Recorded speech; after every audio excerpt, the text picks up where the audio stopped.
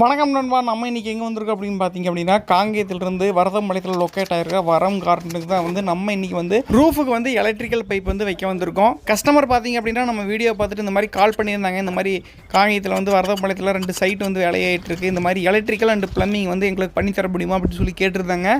So நம்ம போய் சைட்டை வந்து விசிட் பார்த்துட்டு என்னென்ன மெட்டீரியல் வேணும் அப்படிங்கிறத எழுதி கொடுத்துட்டு வந்துட்டோம். இந்த மாதிரி காங்கிரீட் போடும்போது எங்களுக்கு ஒரு 2 நாளைக்கு முன்னாடியே சொல்லிடுங்க, அப்படின்னா தான் நாங்கள் வந்து பைப்பெல்லாம் வந்து வைக்க முடியும் அப்படின்னு சொல்லியிருந்தோம். ஸோ அதே மாதிரி பார்த்தீங்க அப்படின்னா காங்கிரீட் போடுறதுக்கு முன்னாடியே 2 நாளைக்கு முன்னாடியே கூப்பிட்டாங்க.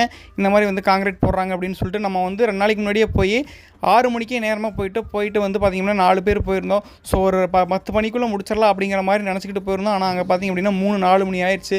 ஏன்னா சைட்டு கொஞ்சம் பெரிய சைட் அப்படிங்கிறனால வேலை வந்து நல்லாவே இழுத்துருச்சு. முடிஞ்ச அளவுக்கு எவ்வளோ சீக்கிரமாக முடிக்க முடியுமோ அவ்வளோ சீக்கிரமாக முடிச்சு வச்சுட்டோம். இந்த வீடியோவோட ஃபுல் டீட்டெயிலான வீடியோ யூடியூப்பில் என்னென்ன பண்ணியிருக்கோம் அப்படிங்கிறத தெளிவாக யூடியூப்லேயும் கொடுத்துருக்கோம், கீழே லிங்க்லேயும் கொடுத்துருக்கோம். ஸோ மறக்காமல் செக் பண்ணி பாருங்கள் என்னென்ன பண்ணியிருக்கோம் அப்படிங்கிறத ஃபுல் எக்ஸ்பிளைன்